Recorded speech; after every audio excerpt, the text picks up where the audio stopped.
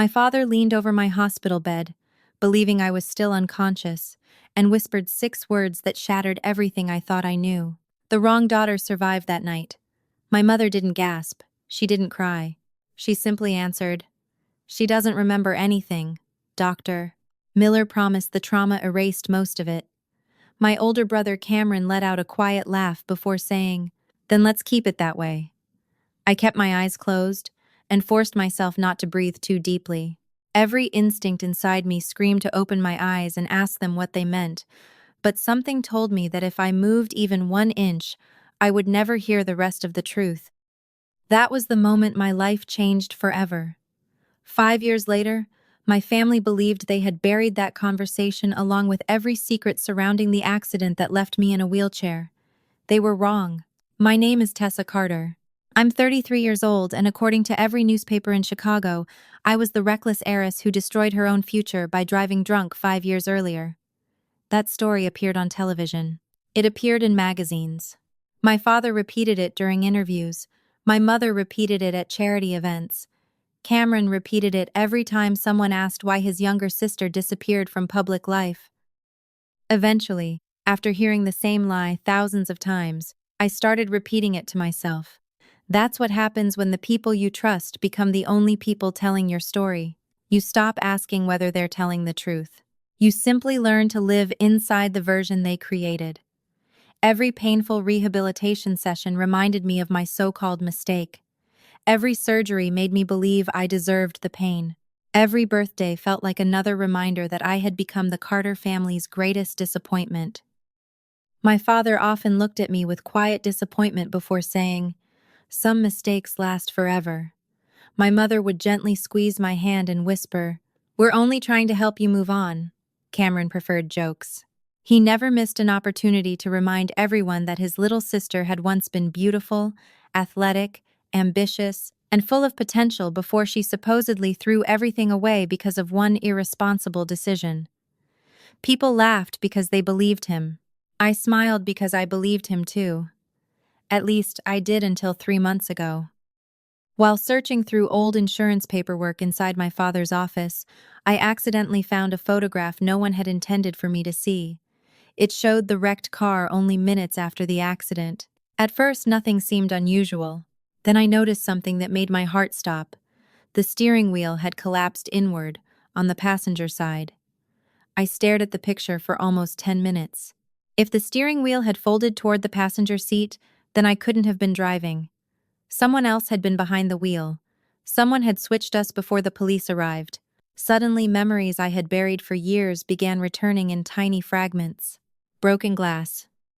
Rain pouring through a shattered windshield. Cameron screaming. My father yelling, "Move her now!" My mother crying, "No one can know." I didn't remember everything, but I remembered enough to realize my entire life had been built on someone else's lie. I wanted answers.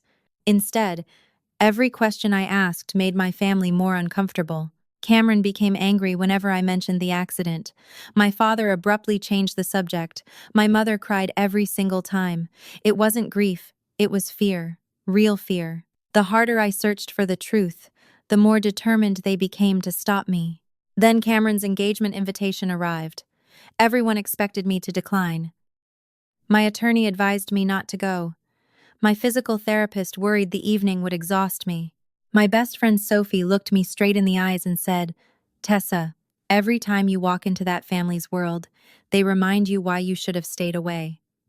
She wasn't wrong. Every holiday ended with another insult. Every family dinner became another public reminder of how much money my rehabilitation had supposedly cost. Yet something inside me refused to stay home this time. Because if Cameron really had been hiding the truth for 5 years, there was only one place where his confidence would eventually betray him, in front of the people whose admiration mattered most. The Carter Grand Hotel looked exactly the way my father wanted the world to see our family. Perfect. Crystal chandeliers reflected warm golden light across polished marble floors, while a live orchestra filled the ballroom with soft music. White roses covered every table, waiters carried silver trays of champagne, and more than 200 guests filled the room. Judges, politicians, television reporters. business executives, local celebrities. Everyone important in Chicago had come to celebrate Cameron Carter, the successful firstborn son destined to inherit the Carter empire. As my driver helped me out of the car, photographers immediately surrounded the entrance. Before I could roll through the front doors, my mother hurried toward me wearing the same flawless smile she always saved for cameras. She leaned down, kissed my cheek gently, wrapped one arm around my shoulders, and waited just long enough for every photographer to capture the perfect family moment. Then, without changing her expression, she whispered, "Please don't ruin tonight like you ruin everything else." She stepped away before I could answer and immediately turned back toward the cameras. "We're so grateful Tessa felt strong enough to join us," she announced proudly. Reporters smiled. They believed every word.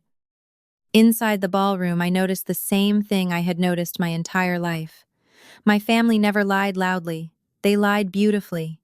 Every smile hid another betrayal. Every compliment concealed another insult. Every embrace lasted exactly as long as someone else was watching. As I slowly moved through the ballroom, conversations became quieter. Some guests smiled politely, others looked away with awkward sympathy. They all knew the same story. Poor Tessa, the daughter who threw away her future because of one terrible mistake. None of them knew they had spent 5 years pitying the wrong person. Cameron finally noticed me from across the room. He stood on the stage beside his beautiful fiancée, Olivia, holding a champagne glass while accepting congratulations from guests. The moment our eyes met, I watched his smile hesitate for less than a second before returning even brighter than before. He wasn't surprised to see me. He was disappointed. He had hoped I wouldn't come. Olivia walked over first. Unlike everyone else in my family, her kindness never felt rehearsed. She hugged me carefully and whispered, "I'm really happy you're here." Before I could thank her, Cameron laughed loudly enough for everyone nearby to hear. Of course she's here. Tessa never misses an opportunity to remind everyone how difficult her life is. A few uncomfortable laughs spread through the crowd. Olivia's smile disappeared. "Cameron, that's enough." He ignored her completely. "Relax. My little sister knows I'm joking." I looked at him calmly. "Congratulations on your engagement." He raised his glass. "Thanks. I almost didn't send you an invitation. I wasn't sure you'd be comfortable sitting through an entire evening watching everyone else dance." More laughter. I smiled politely, refusing to give him the reaction he wanted. Bullies hate silence because silence forces them to keep talking. Cameron stepped closer. "Actually," he said while looking around to make sure enough people were paying attention, "I've been thinking about something." The nearby conversation slowly stopped. "Everyone here knows my sister survived a terrible accident 5 years ago." More guests turned toward us. "What most people don't know is how much our parents sacrificed because of her." My father immediately walked over carrying a glass of whiskey. "Some burdens last a lifetime," he said calmly. My mother joined him and sighed dramatically. "We've given Tessa everything. The best doctors, the best rehabilitation. Unlimited support." She gently placed one hand on my shoulder before adding, "Sometimes love means forgiving someone who never forgives herself." Cameron smiled as though everything was unfolding exactly as planned. Our parents lost millions trying to fix a mistake that never should have happened. My stomach tightened, but not because of his words, because I suddenly realized something. Every sentence sounded rehearsed. They had practiced this conversation before tonight. This wasn't spontaneous. They wanted everyone in this ballroom to hear exactly one version of my story. Cameron looked directly into my eyes before lowering his voice so only I could hear him. "You should have stayed home." Then, without warning, he unlocked the brakes on my wheelchair, shoved me into the center of the ballroom beneath the brightest lights in the room, and spread his arms dramatically. "Ladies and gentlemen," he announced with a smile, "my sister has spent 5 years blaming everyone except the person truly responsible for destroying her life." The room fell completely silent. My father slowly began clapping. My mother lowered her head as if she were heartbroken. Cameron crouched beside me, grabbed my arm so tightly it hurt, and whispered through clenched teeth, "If they see you crawling across this floor, they'll never question our story again." As he pulled me forward, pain shot through my lower back. Glasses shattered. Olivia screamed. Several guests rushed toward us, but I wasn't looking at the crowd anymore. I was looking straight into Cameron's eyes. And for the first time in 5 years, I saw something I had never noticed before. He wasn't humiliating me because he hated me. He was humiliating me because he was terrified. Terrified that I was finally remembering what really happened on the night that left me in this wheelchair. And the moment I saw fear replacing arrogance, I knew one thing, with absolute certainty. My family had spent 5 years protecting a secret far more valuable than their reputation. And before this night was over, they were about to make the first mistake that would destroy all of them. Nobody moved for nearly 3 seconds. Cameron still held my arm while I remained half-slumped in my wheelchair beneath the brightest lights in the ballroom. The orchestra had stopped playing. Champagne glasses froze in midair. More than 200 guests stared at us, waiting for someone to laugh and reveal it had all been a terrible joke. It wasn't. Cameron tightened his grip just enough for me to feel the bruises forming beneath my sleeve before forcing another charming smile onto his face. "See?" he laughed loudly. "She always makes every family event about herself." A few nervous guests forced polite smiles, unsure whether they should applaud or intervene. Olivia stepped between us first. "Let her go," she demanded. Cameron barely looked at her. "Stay out of this." My father slowly approached with both hands in his pockets, completely calm. "Cameron," he said in a measured voice, "help your sister back into her chair. We've embarrassed ourselves enough." To anyone watching, he sounded like a reasonable father trying to calm an emotional situation. Only I noticed what he didn't say. He never asked whether I was hurt. My mother hurried over next, kneeling beside me while tears suddenly filled her eyes. "Oh, sweetheart," she whispered loudly enough for everyone nearby to hear. "Please don't have another episode." Another episode! That wasn't an accident. She had planted those same words into conversations for years. Every time I became upset, she called it an episode. Every time I defended myself, she called it confusion. Every time I questioned the accident, she gently reminded everyone that trauma sometimes changed people's memories. She had spent years building the perfect story. Cameron finally released my arm and sighed dramatically. "I'm sorry, everyone," he announced. "Sometimes Tessa has trouble controlling her emotions. We try our best to support her." Several guests nodded sympathetically. I looked around the room and realized something heartbreaking. Most of these people weren't cruel.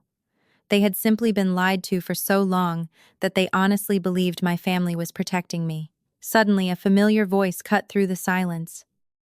"I don't think she's the one who needs protecting." Every head turned toward the ballroom entrance. Michael Bennett walked inside wearing a dark navy suit, carrying nothing except a leather briefcase. My attorney rarely attended family events. In fact, until that night, nobody in the Carter family even knew I had retained him. Cameron frowned immediately. "Who invited him?" Michael ignored the question and calmly walked across the ballroom until he stopped beside my wheelchair. "Miss Carter," he asked politely, "are you injured?" Before I could answer, my father stepped forward. "This is a private family matter." Michael looked at him without the slightest hint of intimidation. "Not anymore." My father smiled the way wealthy men smile when they believe money solves every problem. "And who exactly are you?" Michael reached into his jacket pocket and handed over a business card. My father's expression changed the moment he read the name. Bennett and Wallace, one of the most respected litigation firms in Illinois. "I'm Tessa Carter's attorney," Michael said calmly. "And I'm here because my client anticipated something like this might happen tonight." Cameron laughed. "Attorney? Since when does she need a lawyer?" Michael looked directly at him. Since she realized her own family couldn't be trusted. The room became completely silent again. My father handed the business card back without speaking. My mother looked from Michael to me with growing concern. "Tessa," she whispered, "what is this?" I slowly adjusted myself back into my wheelchair and looked at her calmly. "Insurance." Cameron rolled his eyes. "You actually hired a lawyer because of us?" I held his gaze. "No. I paused just long enough for everyone to listen. I hired him because of what happened 5 years ago. Every member of my family froze. It lasted less than 2 seconds, but I noticed it. My father, my mother, Cameron, all three reacted exactly the same way. Fear, tiny, instant, impossible to fake. Michael opened his briefcase and removed a single sealed envelope. "Mr. Carter," he said politely, "my office formally requests that neither you nor any member of your family destroy, alter, remove, or conceal any documents, digital records, insurance files, financial statements, security footage, medical records, or communications relating to the motor vehicle collision that occurred on May 14th, 5 years ago." Cameron's face turned pale. My father stared at the envelope without touching it. "What are you talking about?" Michael smiled faintly. "You know exactly what I'm talking about." Guests began whispering among themselves. Reporters quietly lifted their phones. Several business executives exchanged confused looks. This was no longer an awkward family argument. Something much bigger was unfolding. My mother grabbed my hand. "Sweetheart, why are you doing this?" I slowly pulled my hand away. "Because I stopped apologizing for something I don't remember doing." Cameron suddenly laughed far louder than necessary. "This is ridiculous." He turned toward the guests. 5 years of therapy, and now she thinks someone framed her. A few uncertain laughs echoed across the ballroom. Michael didn't even look at him. Instead, he removed another document from the briefcase. "Actually," he said quietly, "we're no longer asking whether someone framed Miss Carter." Cameron's smile disappeared. "Then what are you asking?" Michael locked eyes with him before answering. "We're asking who was really driving the car." The ballroom fell completely silent. Even the photographers lowered their cameras. My father's jaw tightened. My mother instinctively took one step backward. Cameron stared at Michael without blinking. Nobody spoke. Nobody moved. Finally, Cameron forced another laugh. "You've lost your mind!" Michael calmly closed the briefcase. "Perhaps." He looked toward the entrance. "Fortunately, that's no longer my decision to make." Almost on cue, the massive ballroom doors opened again. This time, 3 uniformed detectives entered alongside 2 investigators from the Illinois State Police. Every conversation stopped. Every camera turned toward the entrance. The lead detective slowly scanned the room before speaking clearly enough for every guest to hear. "We're looking for Richard Carter, Cameron Carter, and Linda Carter." I watched every ounce of confidence disappear from my family's faces. 5 years earlier, they believed they had buried the truth forever. Tonight, for the first time, the truth had finally walked through the front door. The ballroom became so quiet I could hear the orchestra violinist lower his bow onto the strings. More than 200 guests turned toward the detectives standing beneath the grand entrance while television reporters instinctively raised their cameras. My father recovered first. He had spent 40 years building the Carter family empire. Men like Richard Carter didn't panic in public. They controlled the room, they controlled the conversation, and when necessary, they controlled the truth. He slowly straightened his jacket, smiled politely, and walked toward the lead detective with one hand already extended. "Good evening, officers. I'm Richard Carter." There must be some misunderstanding. The detective didn't shake his hand. "Are you Richard Carter?" "I am." "And Cameron Carter?" Cameron stepped forward with the same confident smile that had won over investors for years. "That's me." The detective looked briefly toward my mother. "Linda Carter?" She nodded without speaking. The detective opened a folder before looking back at my father. "We have several questions regarding a motor vehicle collision that occurred on May 14th, 5 years ago." My father's expression barely changed, but I noticed the muscles in his jaw tighten. "That case was closed years ago." "We're aware. Then why are you here?" The detective calmly closed the folder.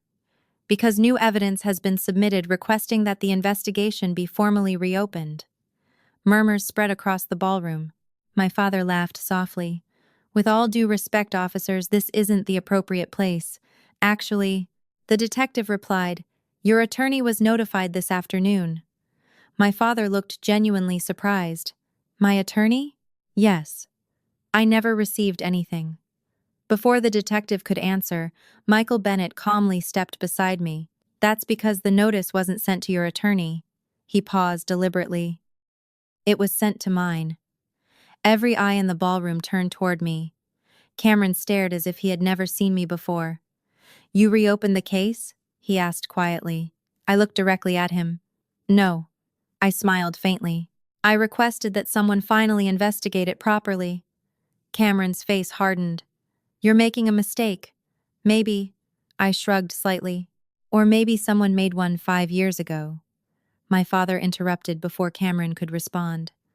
Officers, my daughter suffered severe head trauma after the accident.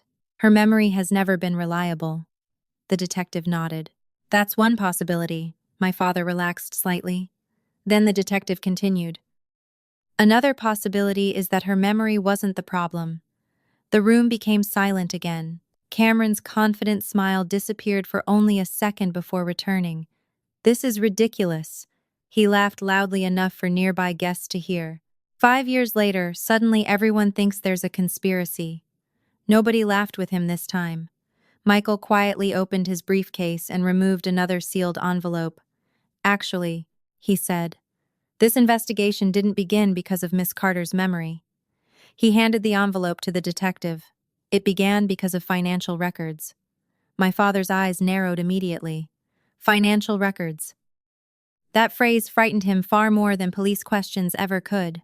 The detective opened the envelope and quickly reviewed several documents.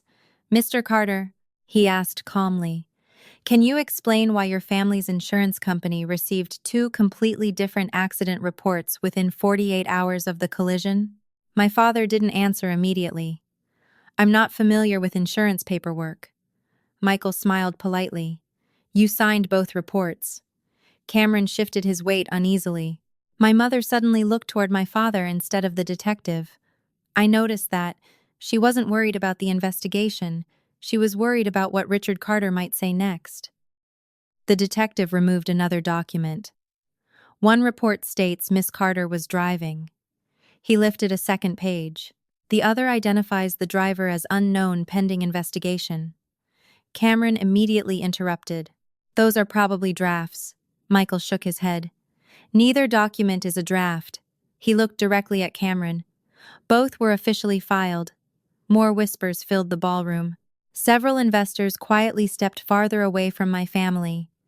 Television reporters stopped pretending this was simply another engagement party. One of them had already started broadcasting live from the back of the room. My father noticed it too.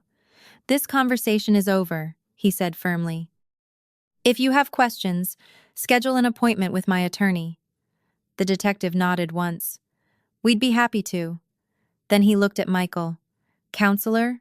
Michael reached into the briefcase one final time before removing a thin black folder. 5 years ago, he began. Everyone believed this investigation ended because there wasn't enough evidence. He looked around the ballroom. That wasn't true. He slowly opened the folder. It ended because the wrong evidence was examined. Cameron suddenly took one step toward him. Don't. It was the first genuine panic anyone had heard in his voice all night. Michael ignored him completely. 3 months ago, Miss Carter hired my firm after discovering inconsistencies inside archived insurance files. He placed several enlarged photographs onto a nearby display easel, prepared for the engagement celebration. The first showed the wrecked vehicle. The second showed the crushed steering column. The third displayed the driver's side airbag.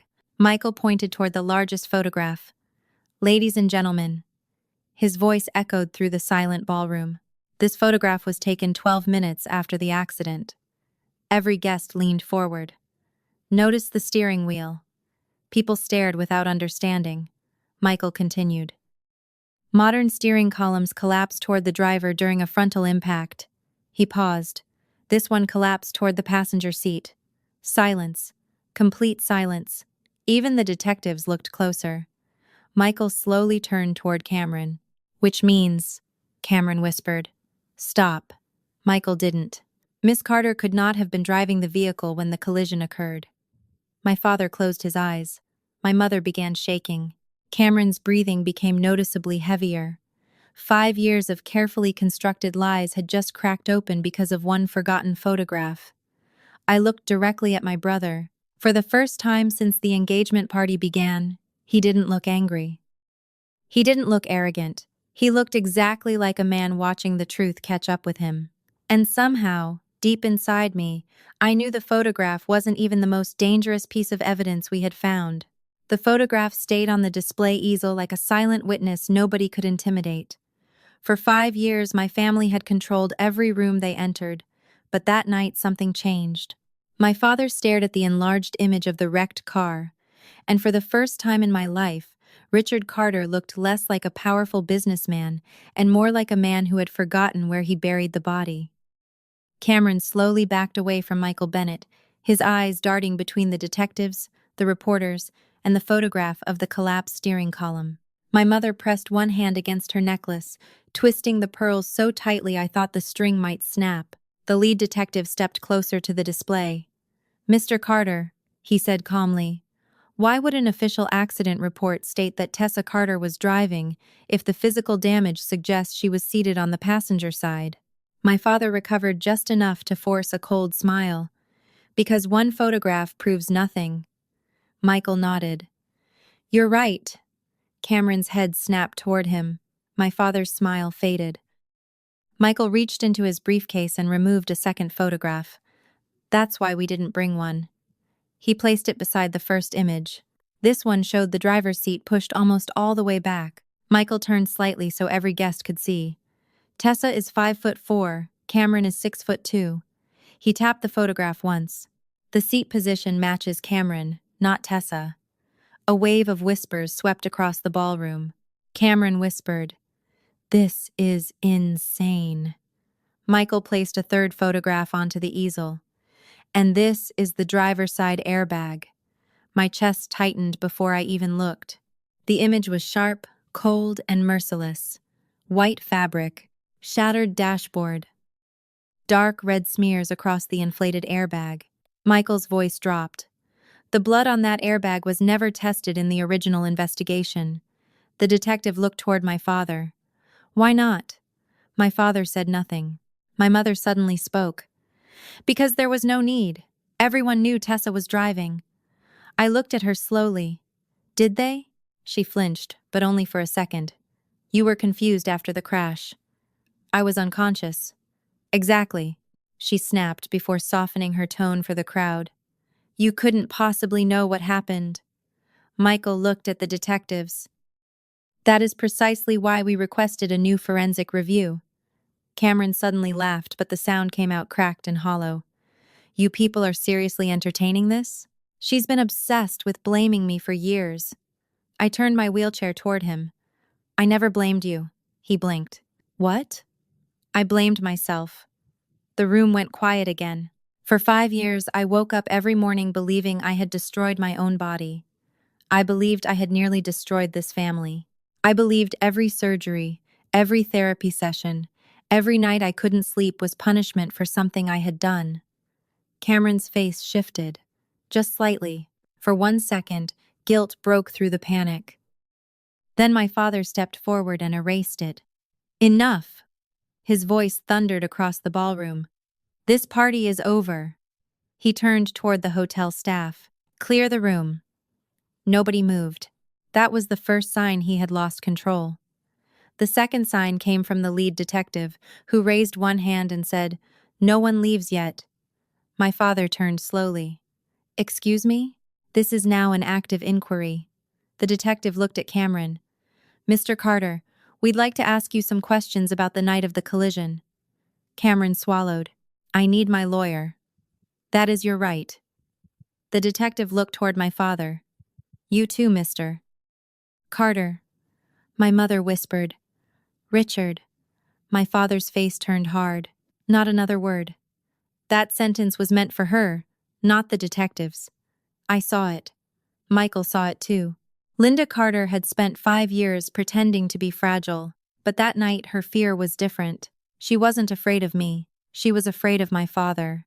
The detectives escorted my family toward a private conference room near the ballroom, while guests remained frozen in shocked silence. Reporters were already whispering into phones.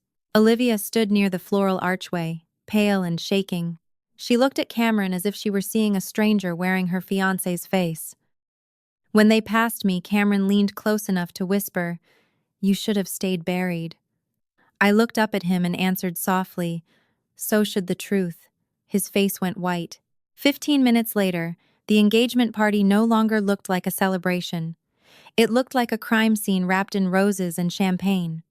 Police officers reviewed hotel security footage. Guests gave statements. The photographer surrendered memory cards. My father's lawyers arrived in a rush, their faces tight with concern. They expected a family scandal. They did not expect a reopened vehicular assault case tied to forged reports, suppressed evidence, and possible obstruction.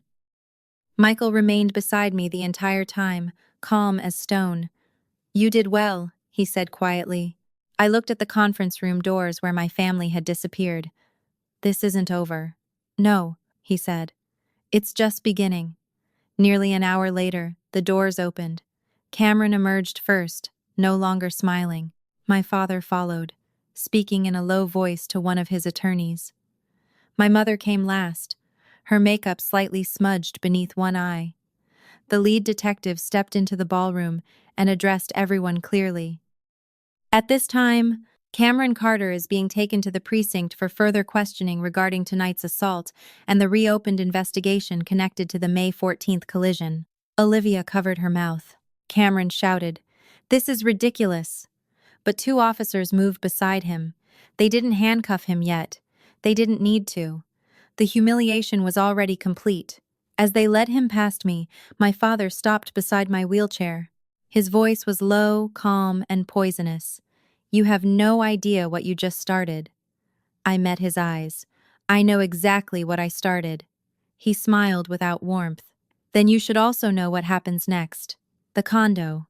Your therapy. Your trust. Everything you think you have exists because I allow it." There it was. The threat beneath the fatherhood. The truth beneath the charity. He thought money was still a leash around my neck. He thought I was still the helpless daughter he had trained everyone to pity. My mother stood beside him and whispered, "Drop this before you lose the little we still give you." I looked at both of them for a long moment, then smiled. "I would be very careful threatening your landlord in public." My father's expression flickered. "What did you say?" I didn't answer. Not yet. Some truths work better when they arrive at sunrise. As Cameron was escorted through the ballroom doors, every camera followed him. The perfect sun. The golden air. The man everyone had applauded 1 hour earlier. By morning, the city would know he was no longer just a groom-to-be. He was a suspect. And before my father could understand what I meant about the condo, an orange eviction notice would appear on my door, giving him the first real lesson in how little he actually controlled. By sunrise, every major news station in Chicago was broadcasting footage from Cameron's engagement party. The headlines weren't calling him a successful businessman anymore. They were asking why detectives had reopened a 5-year-old accident involving one of the city's wealthiest families. Social media exploded with speculation. Some people defended the Carters. Others questioned why a disabled woman had spent 5 years apologizing for an accident that might not have been her fault. For the first time since the crash, public opinion was no longer completely on my family's side. That terrified my father far more than the investigation itself. Richard Carter had spent decades building a reputation that money couldn't buy. He understood one simple truth: companies recover from financial losses. Families recover from scandals. But once the public begins doubting your integrity, every deal, every friendship, and every promise becomes more expensive. By 8 o'clock that morning, his first move wasn't calling his lawyers. It was calling the property management company that handled my condominium. Exactly 23 minutes later, someone knocked on my front door. I already knew who it was. A young property manager stood outside holding a bright orange envelope. His hands were shaking slightly. "Miss Carter?" he asked politely. "I'm sorry. I was instructed to deliver this immediately." I accepted the envelope without saying a word. Notice to vacate. According to the document, I had 30 days to leave because my father had decided to sell the building. I couldn't help smiling. The young manager looked confused. Is something funny? I folded the notice carefully before looking at him. Did Richard Carter personally tell you to deliver this? Yes. Did he seem confident? The manager nodded. Very. I smiled a little wider. Thank you. He hesitated before quietly adding, off the record, I don't think this is right. I appreciated his honesty. Neither do I. After he left, I called Michael Bennett. He answered on the first ring. You got the notice? 10 minutes ago. He laughed softly. Exactly on schedule. Should I respond? Not yet. Why? Because your father still believes he owns the building. I looked out the window toward downtown Chicago. How much longer? Michael checked something on his computer before answering. About 45 minutes. I made coffee, sat beside the window, and waited. At exactly 9 o'clock, my phone rang again. Turn on the television, Michael said. Every local news station was replaying footage of Cameron being escorted out of the hotel. Analysts debated whether the Carter family had hidden evidence. Legal experts discussed the possibility of insurance fraud. Financial reporters speculated about the effect on Carter Development Group's stock value. My father hated losing control of a story, which meant he would immediately try to regain control somewhere else. Right on cue, my phone rang again. Richard Carter. I answered without speaking. Pack your things, he said coldly. You have 30 days. I remained silent. Did you hear me? I did. Then why aren't you saying anything? I took a slow sip of coffee. Because I was wondering whether anyone has informed your property manager yet. There was a pause. Informed him of what? That you sold the building 18 months ago. Complete silence. Then he laughed. Don't be ridiculous. Am I? I heard papers moving on his desk. Drawers opening. Someone else entering his office. His voice became sharper. What are you talking about? You signed the sale agreement yourself. Another long silence followed. Finally, he spoke again, much more quietly. Who owns the building? I smiled. That's an excellent question. Before he could say another word, I ended the call. Less than 5 minutes later, my apartment buzzer rang again. The same property manager stood outside, this time looking far more nervous than before. Miss Carter, I think there's been a misunderstanding. Really? Corporate headquarters just called. And? He swallowed. The eviction notice has been withdrawn. Why? Because. He looked down at the paperwork in his hands. Because you're the owner of the building. I nodded once. That's correct. His eyes widened. Mr. Carter never knew?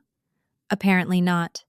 The truth was beautifully simple. 18 months earlier, when my father quietly sold several older properties to finance an aggressive business expansion, one anonymous investment company purchased this building. That investment company belonged to me. Michael had structured everything through perfectly legal holding companies after I began suspecting my family might one day try to control where I lived. My father believed I depended on him for everything. He never imagined I had spent years quietly building my own fortune. My career as a forensic accountant had started long before the accident. While everyone saw a disabled woman struggling through rehabilitation, I spent evenings consulting for major corporations investigating financial fraud. My work paid extraordinarily well. Every dollar I earned disappeared into investments my family never knew existed. They underestimated me because they stopped looking after the accident. That was their biggest mistake. Around noon, Michael arrived carrying several thick folders. Ready? He asked. For what? He placed the files across my dining table. The first folder contained property records. The second contained corporate ownership documents. The third contained financial statements connected to Carter Development Group.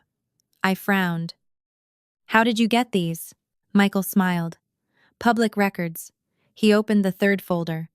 While your father was busy trying to evict you, he overlooked something much more important. I studied the balance sheets. At first they looked normal. Then I noticed dozens of unexplained transfers between company accounts, small amounts, spread over years, individually meaningless, together. Millions of dollars, Michael, I whispered. Exactly, he nodded. Your father's company isn't just hiding the truth about your accident. He slid one final document across the table.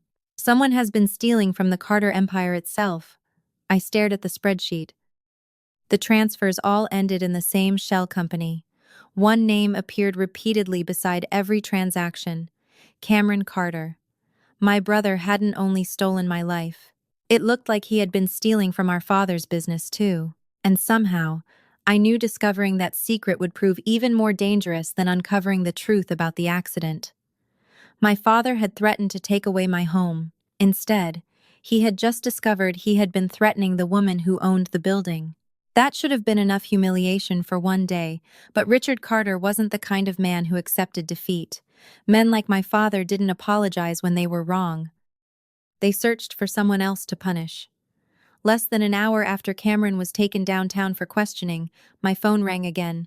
This time it wasn't my father. It was the chief financial officer of Carter Development Group. Miss Carter, he said nervously, Mr. Carter has frozen every family trust connected to your name. I smiled quietly. Including my rehabilitation fund. He hesitated. Yes, thank you for letting me know. Before hanging up, he lowered his voice. Off the record. I don't think he understands what he's doing. No, I replied calmly. He doesn't. 5 years earlier, my father had created a rehabilitation trust that everyone believed paid for my surgeries, physical therapy, medication, and daily care. He reminded me about it constantly. Every birthday, every Christmas, every argument. Everything you have exists because of me. I had heard those words so often they became part of my identity. That morning, he wanted to prove them one last time. By lunchtime, every payment connected to the trust had been suspended. My rehabilitation clinic called first, then my physical therapist, then the pharmacy that delivered my medication every month. One after another, they all apologized politely and explained that future services required new authorization. My father wanted me frightened. He wanted me to call him crying. He wanted me to remember who controlled my life. Instead, I opened another folder Michael had left on my dining table the night before. Across the front, in his neat handwriting, were 3 words: if they panic. Inside were wire transfer forms, investment statements, insurance policies, and one cashier's check already signed. Michael had prepared for this months ago. At the bottom of the first page, he had written a short note. Your freedom should never depend on anyone else's permission. I smiled before picking up my phone. Within 45 minutes, every outstanding medical invoice had been paid in full. Then I prepaid the next 10 years of rehabilitation, specialist appointments, medication, transportation, and in-home medical care. My physical therapist called again that afternoon. This time she sounded completely confused. Tessa, someone just paid everything. I know. For 10 years?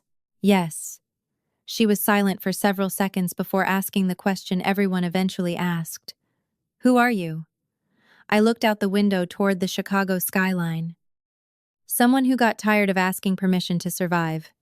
Across town, my father was discovering the trust account no longer gave him the power he thought it did. Every payment he froze had already been replaced by another source he couldn't touch. That loss of control infuriated him. When fear failed, he chose humiliation. By evening, social media exploded with a new campaign. Anonymous accounts accused me of fabricating the investigation. Thousands of comments appeared within hours. Attention seeker, professional victim, leave your family alone, she wants money. Someone created a fundraising page claiming I needed emergency medical treatment because my family had abandoned me. Thousands of dollars poured into the account before sunset. None of it belonged to me. My photograph had been stolen, my story rewritten, my suffering turned into someone else's business. Sophie stormed into my apartment carrying her tablet. Don't look at this. I took it anyway. Fake interviews, edited videos, fabricated text messages. Dozens of new accounts repeating identical accusations almost word for word. They weren't real conversations. They were coordinated. "This isn't organic," I said quietly. Sophie looked at me. "You think someone paid for this?" I nodded slowly. Nobody writes hundreds of identical comments within the same hour. Michael arrived 20 minutes later carrying his laptop. He barely glanced at the screen before saying, "They're using a bot farm." Sophie frowned. "How can you tell?" Michael enlarged several pages of comments. Every account had been created within the last few weeks. Every profile used stolen photographs. Every message followed the same writing pattern with tiny variations. "Professional reputation attacks always leave fingerprints," he explained. "Someone spent money creating this." I leaned forward. "Can we find out who?" Michael looked at me for several long seconds before answering. "Maybe." I didn't hesitate. "Do it."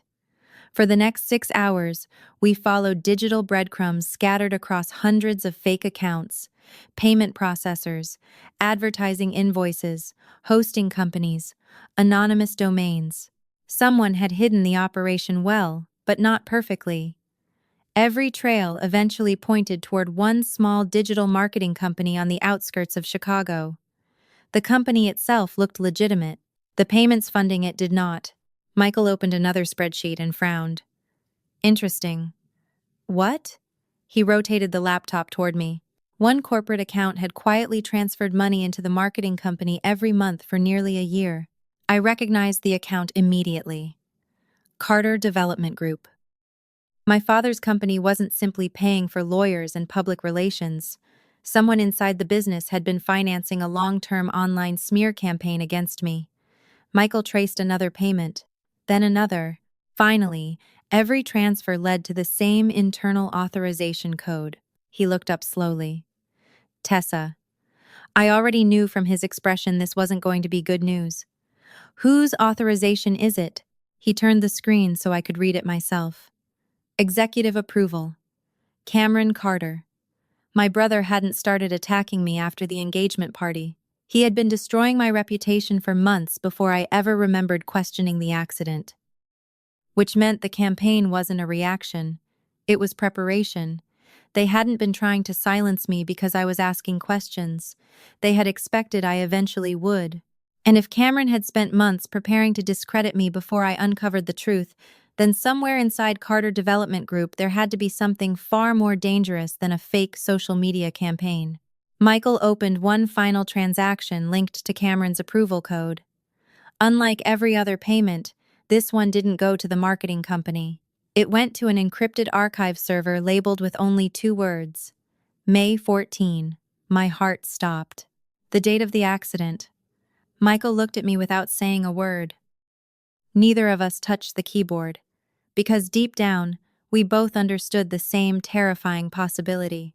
Whatever had been hidden inside that server was important enough for my family to spend 5 years protecting, and important enough to destroy anyone who finally opened it. I stared at the encrypted folder named May 14 for what felt like an eternity. Neither Michael nor I spoke. Sometimes the most dangerous evidence isn't the file itself. It's the fact that someone worked so hard to hide it. Finally, Michael broke the silence. "If this server contains what I think it does, opening it changes everything." I looked at him. "Can you get inside?" He nodded slowly. "Eventually." "Eventually isn't good enough." He sighed. "Whoever built this archive knew exactly what they were doing. If I force my way in too quickly, the files could automatically erase themselves." I leaned back in my chair and closed my eyes. For 5 years, my family had controlled every memory I had of that night. Every doctor repeated the same story. Every insurance document repeated the same story. Every police report repeated the same story. Now the truth was sitting on a server only a few clicks away, yet it still felt impossibly far. Michael opened another window on his laptop. "Give me 24 hours. Can you promise it'll work?" "No." He paused. "But I can promise someone was terrified you'd find this." That was enough for me. The next morning I woke to dozens of missed calls. Not from reporters, not from my family, from members of my father's executive board. Carter Development Group's stock had dropped another 11% overnight. Investors wanted answers, banks wanted explanations. Cameron's engagement party had become national news, and suddenly every financial decision Richard Carter had made during the past 5 years was being questioned. I should have felt satisfaction. Instead, I felt strangely empty. None of it answered the only question that mattered. Who was driving the car? Around noon, Michael called. "I think we're in." My heart started pounding. 20 minutes later, I arrived at his office. His entire conference room had been transformed into a digital forensic lab. 3 computer screens displayed lines of encrypted code, while an outside cybersecurity consultant quietly monitored the system. Michael pointed toward the largest screen. The archive was divided into hidden partitions. Whoever created it wanted certain files to survive even if the main drive was erased. "Can you open them?" "One at a time." The first folder contained accounting records. The second contained legal correspondence. Nothing unusual. Then Michael clicked the third folder. Vehicle evidence. Inside were dozens of photographs the original investigation had never included.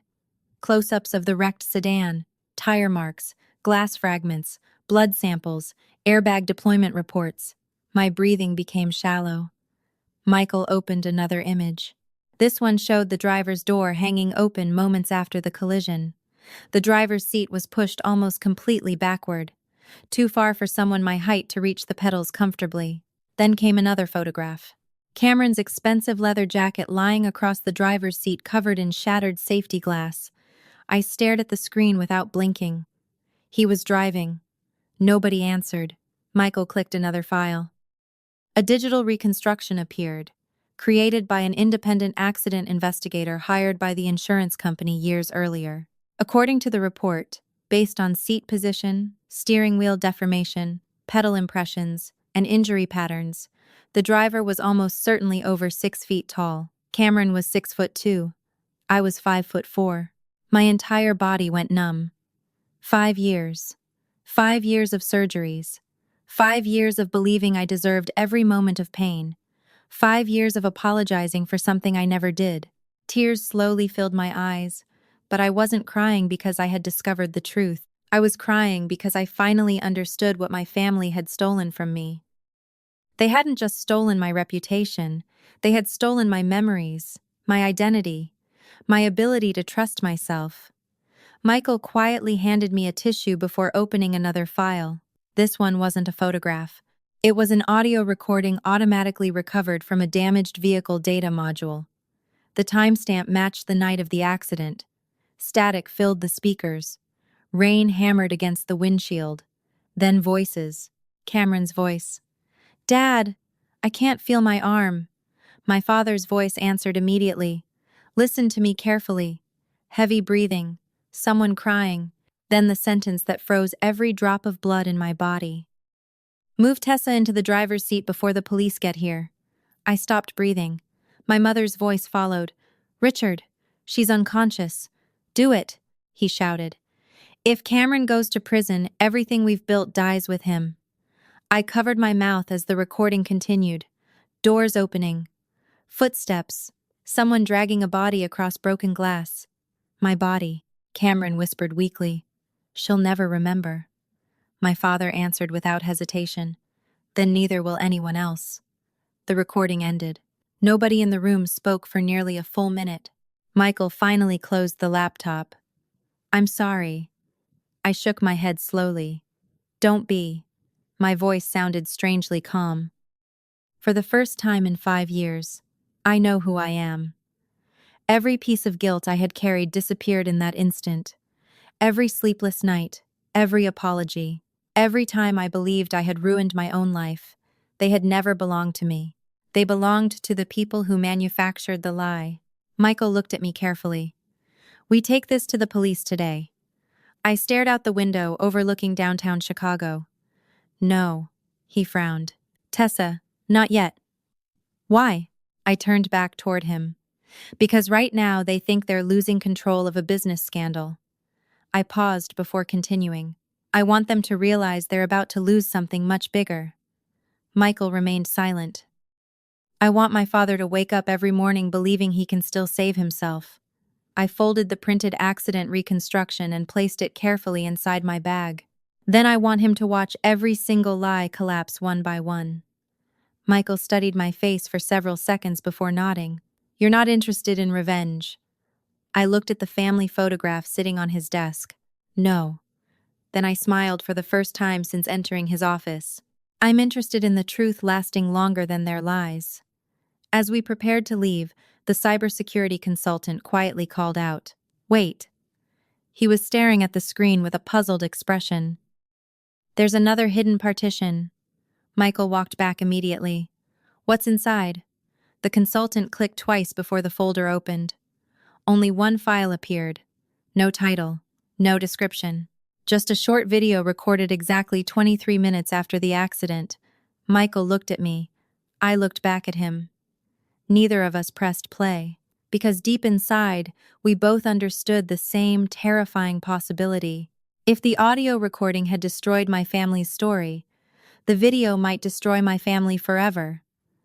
Neither of us touched the keyboard for nearly a minute. The tiny video file sat alone inside the hidden partition like a loaded weapon waiting for someone brave enough to pull the trigger. Michael looked at me one last time. "Once we watch this, there's no going back." I nodded.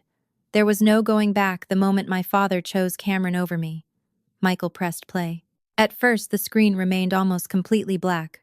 Rain pounded against the windshield while distorted voices echoed through the speakers. The camera shook violently before the image slowly stabilized. It wasn't security footage. It wasn't police evidence. It was a dashboard camera, one my family never knew existed. The timestamp matched the exact minute of the crash. My breathing stopped. The headlights illuminated a rain-soaked highway as Cameron laughed behind the wheel with one hand holding a whiskey bottle and the other barely touching the steering wheel. Loud music filled the car. I was sitting in the passenger seat.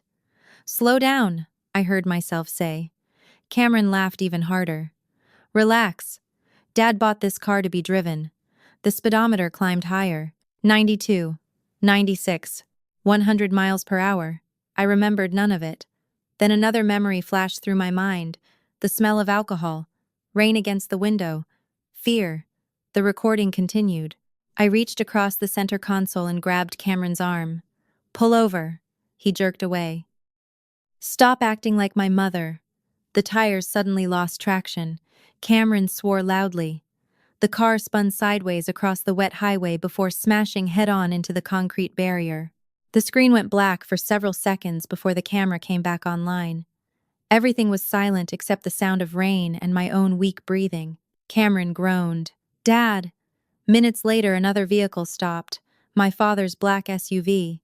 The camera continued recording. Richard Carter ran toward the driver's side first. Not toward me. Toward Cameron. He pulled the door open, looked inside, then shouted, "Can you move?" Cameron nodded weakly. My father looked across the cabin and saw me unconscious against the shattered passenger door. Then came the moment that destroyed every remaining doubt. He looked directly at Cameron and said, "Listen carefully. We only get one chance." My mother climbed out of the SUV seconds later. "Richard, call an ambulance." "Not yet. She's bleeding. Move her." My mother froze. "What?" My father's voice became cold. "Move Tessa into the driver's seat." Even after hearing the audio earlier, watching it happen with my own eyes felt completely different. Cameron dragged my unconscious body across broken glass while my father pulled him into the passenger seat. Every movement was deliberate. Every decision calculated. My mother kept repeating the same sentence through tears. "This is wrong." My father ignored her. "If Cameron goes to prison, this family is finished." The recording ended seconds before police sirens appeared in the distance. The room remained silent. Nobody moved. I stared at the blank screen while tears rolled down my face. Not loud tears, not dramatic tears, just quiet ones. The kind that arrive when your entire past changes in less than 4 minutes. Michael finally closed the laptop. "This is enough to destroy them." I slowly wiped my eyes. "No," he frowned. "Tessa. This destroys the accident." I looked directly at him. "It doesn't explain everything." Michael understood immediately. You still think there's more? I nodded. If they were willing to frame me for this. I paused. What else have they hidden? Before either of us could speak again, Michael's phone rang. He answered immediately. His expression changed almost at once. Slow down, he said. When? He listened for another few seconds before ending the call. That was someone inside Carter Development Group. What happened? Richard called an emergency board meeting. Because of the investigation? Michael shook his head. Because the banks just suspended the company's credit lines. I stared at him. Already? Investors are panicking. He opened a financial news website. Carter Development Group's stock had fallen another 19% in a single morning. Trading analysts openly questioned whether the company had concealed material information from shareholders. Major lenders demanded immediate explanations. Television networks replayed footage from Cameron's engagement party every hour. My father's empire wasn't collapsing because he had lost money. It was collapsing because people had stopped believing him. Across town, inside Carter Development Group headquarters, Richard Carter was desperately trying to convince his board that everything remained under control. He blamed the media. He blamed political enemies. He blamed greedy investors. He blamed me. But nobody believed him anymore. During the emergency meeting, one independent board member asked a single question that silenced the entire room. Richard, were you aware there is evidence suggesting Cameron wasn't the driver identified in the original police report? According to Michael's source, my father didn't answer immediately. Instead, he stood up, ended the meeting, and ordered everyone out of the boardroom. That was all the confirmation I needed. Innocent people answer questions. Guilty people end meetings. Less than an hour later, another message arrived from the same insider. Richard had entered the executive archive alone. 15 minutes later, he left, carrying 3 storage boxes labeled May 14. He wasn't trying to defend himself anymore. He was trying to erase what remained. Michael looked at me. He's destroying evidence. I stood up so quickly my wheelchair shifted backward several inches. No. He frowned. What? I smiled for the first time all day. He's trying to destroy evidence. I picked up my phone and dialed the lead detective handling the reopened investigation. When he answered, I spoke only one sentence. If you leave now, you'll catch my father before he reaches the shredder. The detective didn't ask a single question. He simply replied, We're already on our way. As I ended the call, I looked once more at the frozen image of Cameron dragging my unconscious body across the front seat. 5 years earlier, my family believed they had buried the truth forever. Now they were running because they finally understood something I had known for weeks. The truth wasn't chasing them anymore. It had already caught them. Less than 20 minutes after I ended the call, the lead detective called me back. His voice was calm, but I immediately knew something significant had happened. Miss Carter, he said, your father didn't make it to the shredder. I frowned. What do you mean? Because there wasn't anything left to shred. My heart sank. He destroyed it? No, the detective paused. Someone got there before he did. Michael and I looked at each other. Neither of us spoke. Someone else had entered the executive archive before my father. That changed everything. My father wasn't the only person protecting the truth anymore. There was another player. What did you find? I asked. 3 empty storage boxes labeled May 14. Nothing else? 1 hard drive was missing. Michael immediately grabbed a legal pad and wrote 2 words across the top. Who took it? That was the question that consumed the next several hours. If Richard Carter hadn't removed the drive, then who had? Around 3 o'clock that afternoon, another unexpected call arrived. This time, it came from Olivia, Cameron's fiancée. Her voice was shaking so badly I barely recognized her. Tessa, I think I found something. 20 minutes later, she arrived at Michael's office carrying a small brown envelope. She looked exhausted, like someone who hadn't stopped crying since the engagement party. I was packing Cameron's things, she whispered. I was going to leave him. She placed the envelope on the conference table. Then I found this hidden behind the false panel in his desk. Michael carefully opened it while wearing latex gloves. Inside were several memory cards, a handwritten notebook, and a small silver key labeled Storage Unit 214. My pulse quickened. Michael inserted the first memory card into his computer. It contained dozens of scanned bank statements. Every transfer matched the shell companies we had already discovered. The second card contained emails between Cameron and a private digital marketing firm discussing fake social media campaigns against me months before I questioned the accident. The third contained something neither of us expected, a private journal written by Cameron himself. Michael opened the most recent entry and began reading aloud. Dad says everything depends on keeping Tessa quiet. She keeps asking about the accident. If she remembers, we're all finished. The room fell silent. Michael continued. Mom still cries every time she sees Tessa in therapy. Dad says guilt is weakness. Olivia covered her face with both hands. I had no idea, she whispered. I swear to you, I didn't know. I believed her. For the first time since meeting Olivia, I realized she had been manipulated just as thoroughly as everyone else. Cameron hadn't only lied to the world. He had lied to the woman he planned to marry. Michael continued reading. Then he suddenly stopped. What? I asked. He slowly rotated the notebook toward me. One sentence had been circled 3 separate times. The video isn't the real problem. Atlas is, I frowned. Atlas? None of us recognized the name. Michael immediately searched every document we had recovered. 43 seconds later, another file appeared. Project Atlas. Unlike Project May 14, this folder contained only financial records. At first, they looked ordinary. Corporate invoices, vendor payments, consulting fees. Then, Michael noticed something unusual. Every payment authorized under Project Atlas required signatures from both my father and Cameron. Millions of dollars had quietly disappeared over 4 years through fake consulting agreements. None of it appeared in public financial reports. Michael leaned back slowly. Tessa, what? This has nothing to do with your accident. I stared at the spreadsheets. Then what is it? He answered in a voice barely above a whisper. Corporate fraud. Suddenly everything made sense.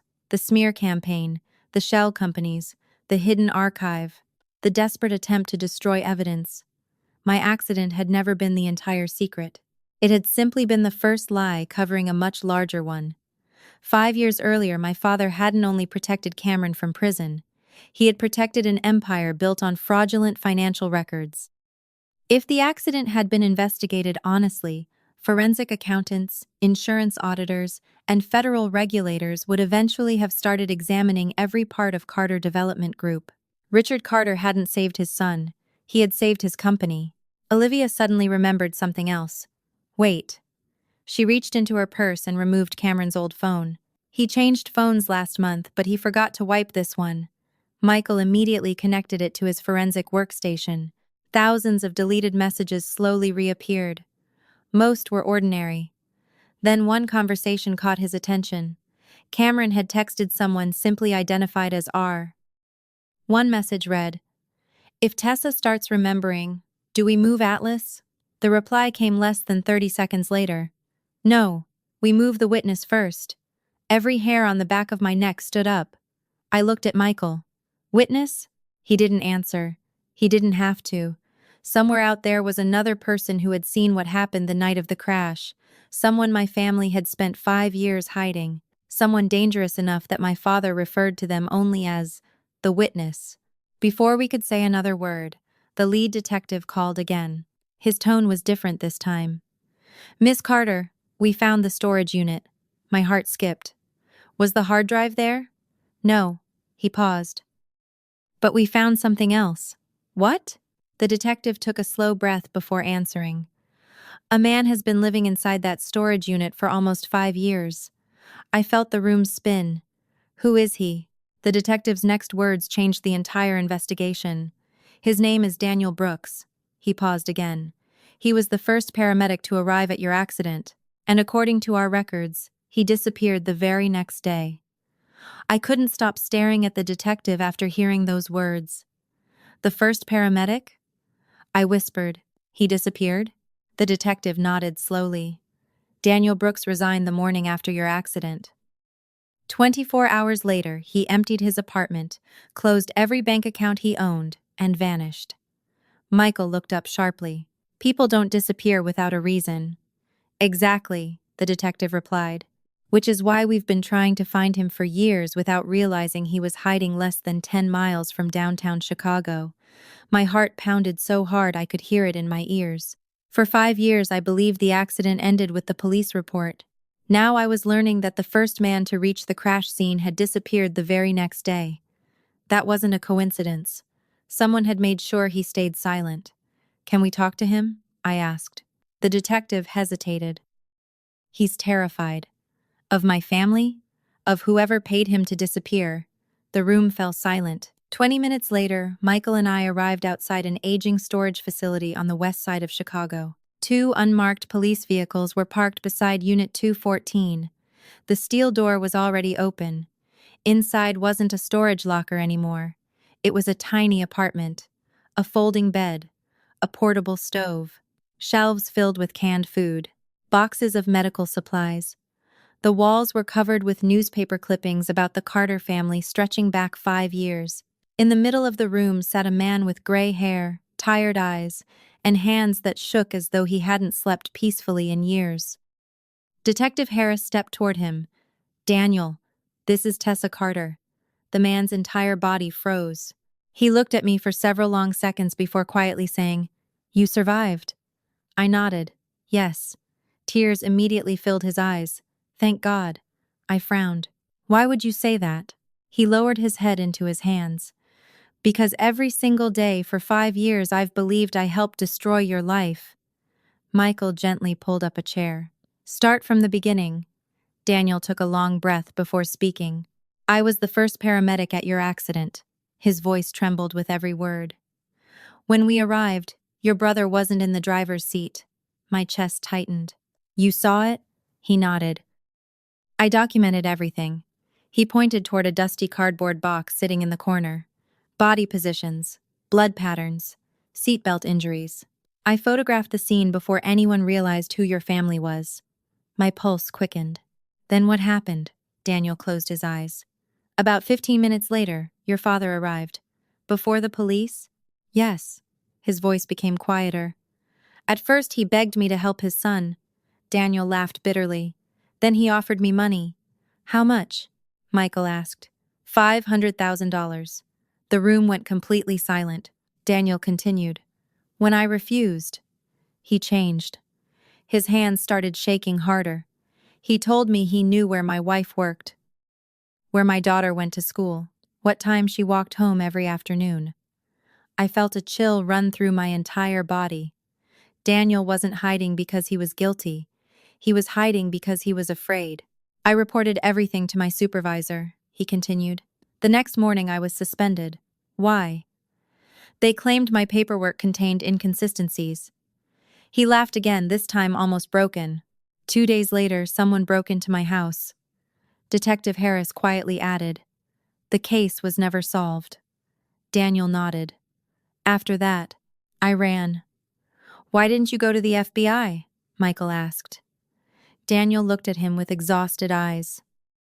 Because every lawyer I contacted suddenly stopped returning my calls. Everyone? Every single one. My father hadn't simply buried one accident. He had buried an entire witness. Daniel slowly reached beneath his bed and pulled out an old weatherproof evidence case. I kept one thing. He placed it carefully on the table. The only thing they never found. Michael opened the case. Inside lay an old digital camera wrapped inside a faded evidence bag. Daniel looked directly at me. Everything from that night is still inside. My breathing stopped. Michael carefully removed the memory card and connected it to his laptop. More than 400 original photographs appeared on the screen. High resolution, time-stamped, untouched. Every angle of the accident scene had been preserved exactly as Daniel found it. The driver's door, Cameron's blood, my unconscious body trapped against the passenger side. Tire marks. Broken whiskey bottle, open driver's airbag. Nothing had been altered. Nothing had been staged. This wasn't evidence anymore. It was the complete destruction of every lie my family had built. Michael whispered, "This is enough to convict them." Daniel slowly shook his head. "Not yet." We all looked at him. "There's one more thing." He pointed toward the final photograph in the folder.